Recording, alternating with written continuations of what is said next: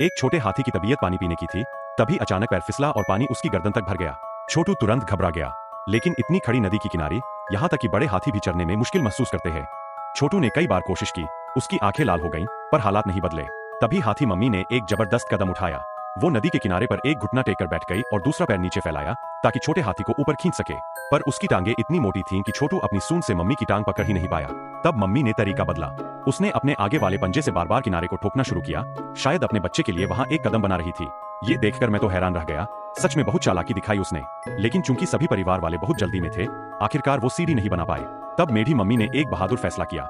वो अपने बच्चे को लेकर दूसरे जगह चली गई। पानी इतना गहरा था कि मम्मी की घुटनों तक था, लेकिन छोटे हाथी का माथा डूब रहा था। उसे बार बार अपनी सूंड ऊपर निकाल के सांस लेनी पड़ती थी और उसकी आंखें पानी में डूबने से और ज्यादा लाल हो गई थीं। ऐसी हालत में अगर अचानक फिसल गया तो बड़ा ही खतरनाक हो सकता था। खैर, आखिरकार वे किनारे तक पहुंच ही गए, लेकिन छोटे हाथी को पानी अंदर चला गया था और वो पूरी तरह थक गया था। अकेले उठने की ताकत नहीं थी। मम्मी ने अपनी सूंड से उसका छोटा पूंछ पकड़कर ऊपर खींचा, फिर पैर से उसे मदद दी। ये सारे काम बड़े आराम और सहूलियत से हुए, लेकिन फिर भी ज्यादा फायदा नहीं हुआ। कई बार कोशिश करने के बाद छोटा हाथी आखिरकार बचा लिया गया। वह इतनी थका हुआ था कि खड़ा भी नहीं हो पा रहा था, बस मम्मी के सहारे टिक पाया। भले ही उसकी जान बच गई हो, लेकिन अब आराम करने का वक्त नहीं था। यहाँ 3 साल से बारिश नहीं हुई है, उन्हें आगे बढ़कर खाना ढूंढना ही होगा। खैर, इस बार कुछ तो हाथ लगा। कम से कम छोटा हाथी पानी पीकर तृप्त हुआ, है ना? लेकिन उसकी मुसीबतें अभी खत्म नहीं हुई।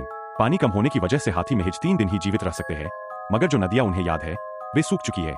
लेकिन जो चीज मुझे चौंकाया वो ये है कि हाथी कहीं से नहीं पता उन्हें कुआं खोदना कैसे सीख गए। उन्होंने अपनी सूंड से नदी के तल में खोदना शुरू किया और सच में पानी निकल आया। पानी तो कम ही है, लेकिन ऐसा लगता है इनके पास हर बार कुछ न कुछ तरीका होता है। पर वयस्क हाथियों को रोजाना 150 किलो पत्तियां फूल खानी पड़ती है, जो बड़ी मुश्किल है। भूख के कारण यहाँ 1/5वां हिस्सा हाथियों का 1 साल से भी कम में मर जाता है। खुशकिस्मती से एक गरजती बिजली की कड़क ने लंबे समय से सो रही धरती को जगाया और हाथियों के झुंड में नई जान आ गई।